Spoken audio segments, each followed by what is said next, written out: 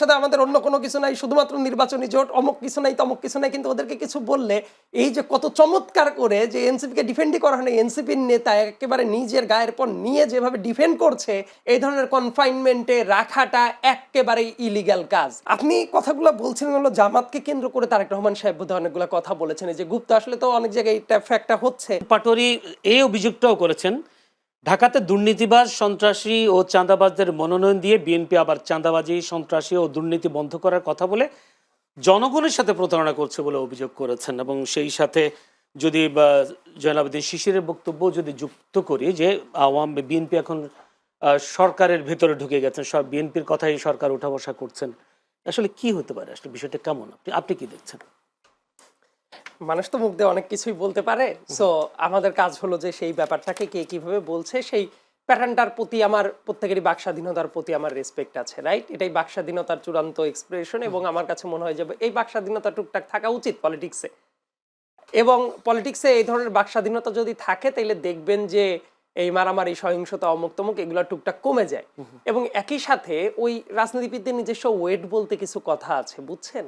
সেই ওয়েটের ব্যাপারটা কি, মুখ দিয়ে আপনি অনেক কিছুই বললেন, কিন্তু দিন শেষে দেখেন, লেটসে আমি একটা জিনিস বিশ্বাস করি, ওই শরীফ ওসমান শরীফ হাদি, মানে আমাদের হাদি ভাই শহীদ হয়ে গেলেন, তো মানে আল্লাহ তাকে জান্নাত নসিব করুন, এটা বলতেও আসলেই ভাই যখন বলছিলেন আমার কাছে মনে হচ্ছিল যে জীবন্ত একজন মানুষ এইভাবে মেরে ফেলা হইল।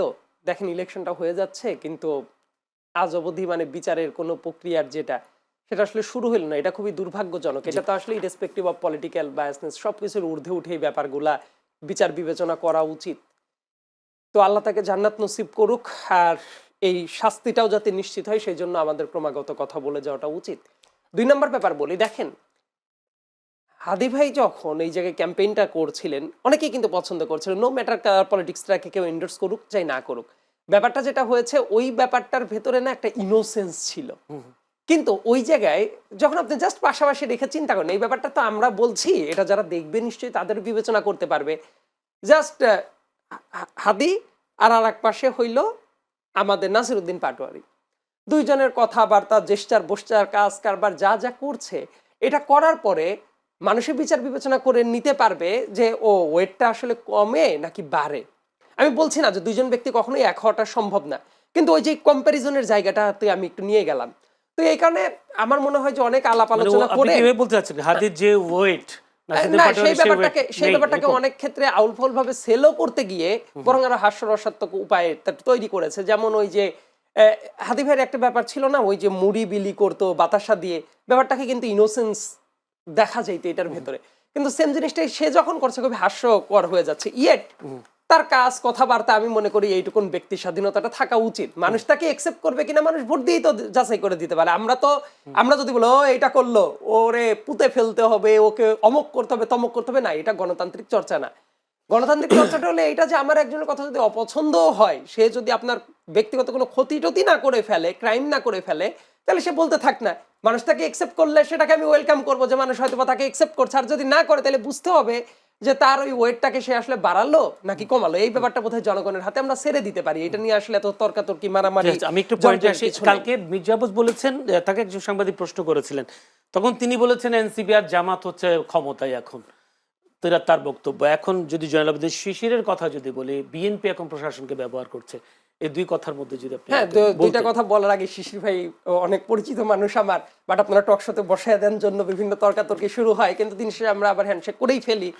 ব্যাপারটা হলো কি চমৎকার করে ওই যে বলছিলেন যে এটা ঝামেলা এটা ঝামেলা, একটা ইন্টারেস্টিং ব্যাপার আমি খেয়াল করলাম। আপনি কথাগুলো বলছিলেন হলো জামাতকে কেন্দ্র করে তারেক রহমান সাহেব বোধহয় অনেকগুলো কথা বলেছেন, এই যে গুপ্ত আসলে তো অনেক জায়গায় এটা ফ্যাক্টটা হচ্ছে, মুনাফিক করার মতো কাজ, অমক তমক, এইগুলা বোধহয় যে আমি যতদূর বুঝতে পেরেছি এনসিপি কে টার্গেট করে তারেক রহমান সাহেব ডিরেক্ট কোনো বক্তব্য দেন নাই, কিন্তু মানে খুবই চমৎকার একটা ব্যাপার খেয়াল করি আমি, মানে জামাতকে নিয়ে কথা বললেও অন্য টাইমে বলবে জামাতের সাথে আমাদের অন্য কোনো কিছু নাই, শুধুমাত্র নির্বাচনী জোট, অমুক কিছু নাই, তমুক কিছু নাই। কিন্তু ওদেরকে কিছু বললে এই যে কত চমৎকার করে যে এনসিপিকে ডিফেন্ডই করা হয় না, এনসিপির নেতা একেবারে নিজের গায়ের পর নিয়ে যেভাবে ডিফেন্ড করছে, তাতে করে তো আলাদা কোনো লাইন দেখা যাচ্ছে না।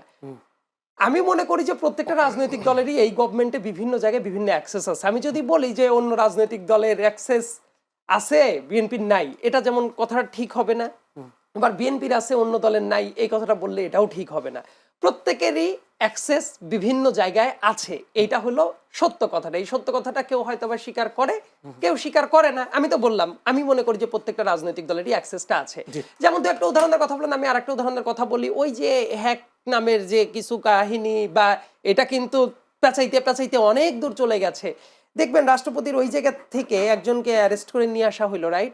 এবং সেটার ব্যাখ্যা কিন্তু ডিবি দিতে গিয়ে দ্বিধা বিভক্ত হয়ে যাচ্ছে বারবার করে। ওইটা নিয়ে কিন্তু গতকাল বহু নাটক মঞ্চায়ন হয়ে গেছে, এবং তাকে অনেকটা টাইম অ্যারেস্ট না করে যেভাবে আটকে রাখা হয়েছিল, এই ধরনের কনফাইনমেন্টে রাখাটা একেবারেই ইলিগ্যাল কাজ। মানে এটা যেটা কেন ওই যে হলো ডিবি কেন হলো হারুনের বলে কথা মনে যে হলো? বললেন, জি। আমি বলি যে আপনার নামে যদি ফিক্স মামলার পরে প্রমাণ টমান ওইরকম থাকে নিয়ে আসতে পারেন, কিন্তু তাকে ধরে নেওয়ার সাথে সাথে কিন্তু বলে না যে এই মামলা এইভাবে অ্যারেস্ট করে নিয়ে আসা হলো। নিয়ে আসা হয়েছে অনেক ঘন্টা পরে, তারপর বলা হয়েছে এই যে আজকে জামিন পেয়েছে কিছুক্ষণ আগে, কিন্তু যে কারণে অনেকক্ষণ ধরে এই কনফাইনমেন্টে নিয়ে যাওয়া হইলো, দিস ইজ ইলিগ্যাল থিং। এবং এইটা নিশ্চয়ই একটা রাজনৈতিক দলের প্রভাব বলয় ছাড়া কি এটা সম্ভব হয়েছে? আমি এই উদাহরণটা এই জন্যই বললাম যে কেউ যদি মনে করে থাকে যে না আমাদের কোথাও কোনো প্রভাব নাই, এই উদাহরণ থেকে তো বোঝা যায় তার মানে ওই জায়গাতে তাদের একটা প্রভাব বলয় আছে। মানে আমি এই জামাতে- জন্যই বলছি যে জামাত- কেউ যদি মনে করে যে কোথাও কারো প্রভাব বলয় নাই, ব্যাপারটা এরকম নাই। এই গভর্নমেন্টের বিভিন্ন জায়গায় বিভিন্ন মানুষের প্রভাব বলয় আছে বলে আমি মনে করি, তার জন্য একটা উদাহরণ দেওয়াটার প্রয়োজন অনুভব ধন্যবাদ। করলাম। মানে ওই হ্যাকের সাথে তো আপনি ডিবি এটাও তো বলেছেন, তথ্য পেয়েছেন এরকম একটা কথাও তো ডিবি চূড়ান্ত বলেছেন। আপনাকে আমি যেটা বলেছি সেই ব্যাপারটা একটু ভালো মতো যদি চেক করেন, তাহলে দেখবেন তাকে যেভাবে নিয়ে এসে আটক করে রাখা হয়েছিল, এইভাবে এত ঘন্টা আটক আটকে করে রাখা- রাখা যায় কিনা, এবং কি এটার এটাই। ব্যাখ্যা দিতে গিয়ে স্বয়ং ডিবির থেকেও গোজামিল দেওয়া হয়েছে। এমনকি ওইটা নিয়ে ডিবির ভেতরে দ্বিধা বিভক্ত যে হয়ে গেছে, এটা প্রত্যেকটা মেইন স্ট্রিম মিডিয়ায় দেখবেন খবর আছে, খবর আছে। যে কোনো রকম একটা ব্যাখ্যা দিয়ে দেওয়ার দরকার, আরেক পক্ষ মানছে না, এই ধরনের একটা দ্বিধা বিভক্ত অবস্থা সেই জায়গায় জি, চলছে। ধন্যবাদ জয়নুল আবেদিন শিশির।